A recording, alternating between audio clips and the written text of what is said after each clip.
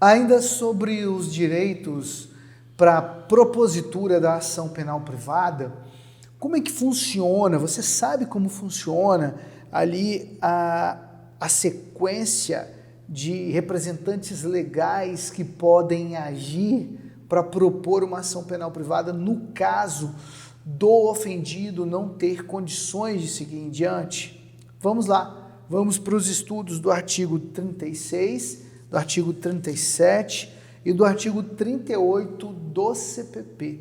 Agora eu quero lembrar a você que o artigo 35 do CPP, ele foi totalmente revogado pela Lei 9.520 de 1997. Agora, abre o seu CPP e acompanhe a leitura. Artigo 36. Se comparecer mais de uma pessoa com direito de queixa, terá preferência o cônjuge e, em seguida, o parente mais próximo na ordem de enumeração constante no artigo 31, podendo, entretanto, qualquer delas prosseguir na ação, caso o querelante desista da instância ou a abandone. Isso é muito interessante, muito interessante. Por quê?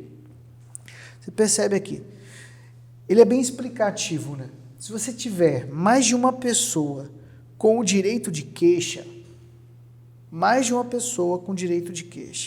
terão preferência. Quem terá preferência? O cônjuge vai ter a preferência. Em seguida do cônjuge, o parente mais próximo na ordem numerada pelo artigo 31. Aí você volta lá, a gente tem até o vídeo no canal aqui, estudando o artigo 31, que trata justamente do caso de morte do ofendido. Quando o ofendido morre antes da propositura, ou então ele morre no caminho, no desenrolar dos fatos, você vai ter aquela ordem natural para seguir. E é justamente isso que se fala aqui.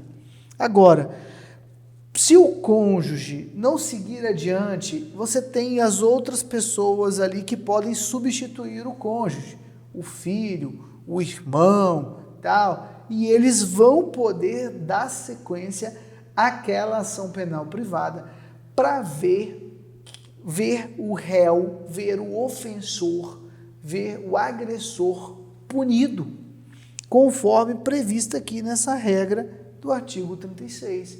Muito interessante. Na sequência, vamos para o artigo 37.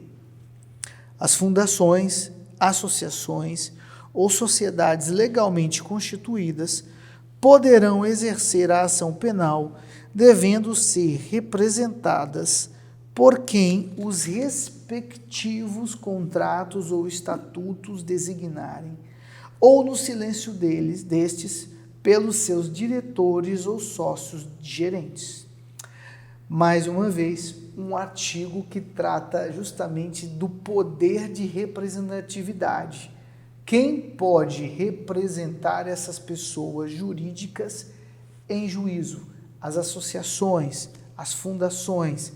Quem pode representá-lo? O artigo é claro e simples.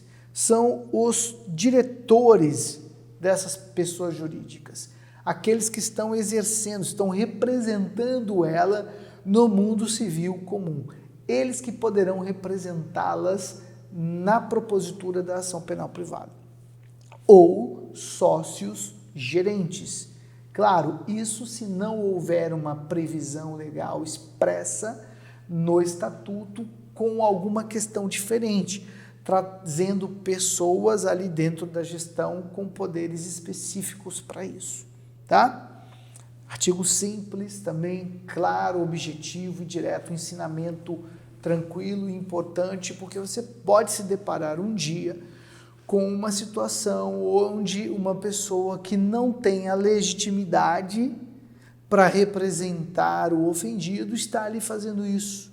E você, como advogado de defesa, pode impugnar aquela situação dizendo, olha, esse cidadão não tem legitimidade para representar essa instituição em juízo.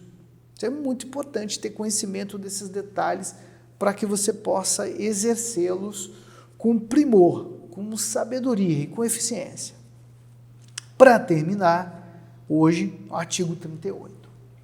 Salvo disposição em contrário, o ofendido ou seu representante legal decairá do direito de queixa ou de representação, se não o exercer dentro do prazo de 6 meses, contado do dia em que vier a saber quem é o autor do crime, ou no caso do artigo 29, do dia em que se esgotar o prazo para o oferecimento da denúncia.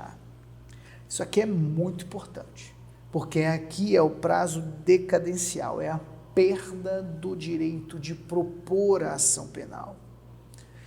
E são 6 meses, a partir do momento em que você toma conhecimento de quem é o agressor. Você precisa se movimentar dentro de 6 meses. Você precisa reunir provas, contratar advogado.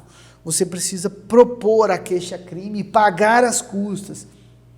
Por exemplo, se você propõe a queixa-crime, mas não paga as custas, você não atendeu às condições da ação. E se transcorrer mais de 6 meses sem que você tenha pago as custas, ponto final, você se deu mal, perdeu o direito. Ou ponto final, você se deu bem, se você for o advogado da defesa e identificar que o pagamento de custas não aconteceu, ótimo, você resolve o problema ali. Então essa questão ela é muito importante, muito importante. E o parágrafo único ele vem e arremata a questão. Verificar-se-á a decadência do direito de queixa ou de representação dentro do mesmo prazo, nos casos dos artigos 24, parágrafo único, e 31, parágrafo único.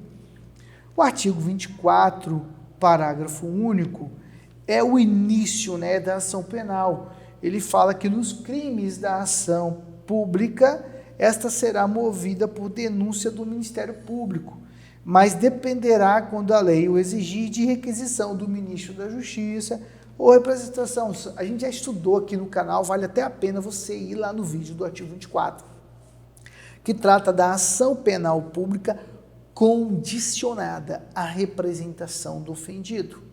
Muito importante isso. Então, esse parágrafo único traz essa regrinha para você observar ali a representação do ofendido. E mais, para você prestar atenção quando ele cita o 31 também, naquela regra que fala de quem são as pessoas que podem substituir o ofendido. Está lá no artigo 31, quando o ofendido morre no meio da tramitação dos fatos, ou então já proposta a queixa-crime, quem vai poder substituí-lo? Aí você tem a esposa, os filhos, os ascendentes, tudo ali estabelecido. E é muito importante que você tenha conhecimento também, tanto para fazer a queixa-crime, tanto para defender. Prestar atenção se quem está do lado de lá tem efetivamente legitimidade jurídica para estar no campo de propositura da ação. Porque se não tiver, na defesa você mata o problema ali, você extingue o problema ali. Agora, também, se você está como autor da queixa-crime, você precisa ter consciência plena para trazer para o polo ativo a pessoa que realmente tem legitimidade jurídica para isso. Bom, meu amigo, minha amiga, eu espero ter contribuído para a tua vida profissional. Um forte abraço para você. Deus te abençoe sempre.